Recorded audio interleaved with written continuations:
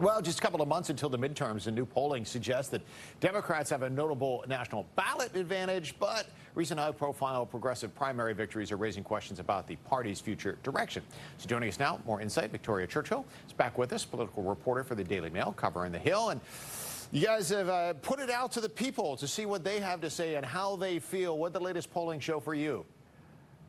Yeah, absolutely. Thank you so much for having me back, Steve. Always great to see you. So we had some polling conducted for our publication in partnership with JL Partners, and this was conducted last week. So, the events of the last 24 to 48 hours are not reflected in this. I just want to make that caveat there. But our polling showed us that Democrats have an advantage on the generic ballot. So that is 50% of our poll respondents would prefer the generic Democrat candidate to 42% preferring a generic Republican.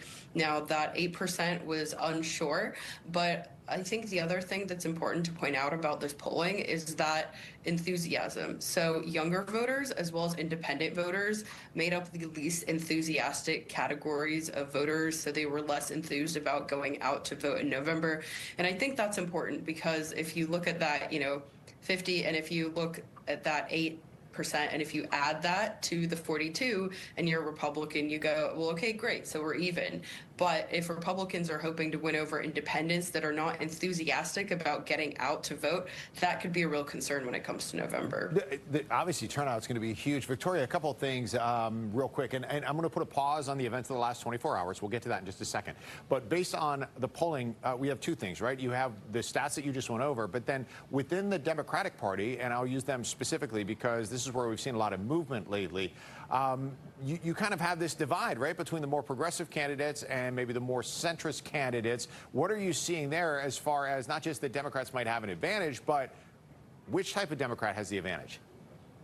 Well, exactly. As you point out, Steve, this is something that I point out in the article, is that the Democrat Party is split. There seems to be, when talking about that enthusiasm, that seems to be with the further left wing of the party. Now, of course, we saw the primaries in New York. I was up there covering those a couple of weeks ago.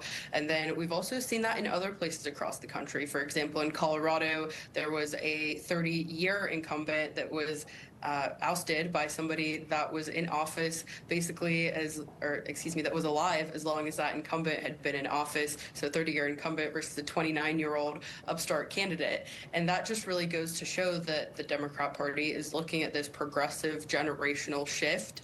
Now, again, you said we'd get to the events of the last 24 to 48 hours. I think that really goes to show what that fight between the establishment and the progressives, that is raging fully. Of course, we have the discussion out of Maine that's happening right now, but we also are looking, for example, in states like Michigan, where Mallory McMorrow dropped out. She was also more of that progressive upstart kind of candidate. And she said that she was suspending her campaign, really leaving that show down as well, up to an establishment-backed candidate, primarily Haley Stevens, and then Abdul Al-Sayed running in that progressive lane in Michigan. And early voting has already started in that state. So real quick, Victoria, in just a few seconds if we can, the big developments coming out of Maine yesterday and in the last 24 hours, what do you see happening there? Well, I mean, Plattner is done. The the DSCC, the Democratic Senatorial Campaign Committee, which is the Senate Democrat arm, national arm, is saying that they're not going to spend any money in that race. If Democrats want to take down Susan Collins, they need a different candidate. Now, Collins, there's a lot of discussion about elder lawmakers on the Hill as well, for example, with the Mitch McConnell situation. But Collins actually seems to, have the stamina. I shared a video that I saw come across my feed that she was running during a July 4th parade. I'm sure I would get pretty tired doing that, and she is quite a few decades older than me. So, she is showing herself to be in good health, which of course is a concern when you talk about older lawmakers. Sure. Well, we will see what happens. Obviously, we have a couple months out until the primary, but a decision in Maine is going to have to happen before that ballot deadline comes up real quickly. Victoria, thanks. Always a pleasure. Victoria Churchill is a political reporter covering the Hill for the Daily Mail.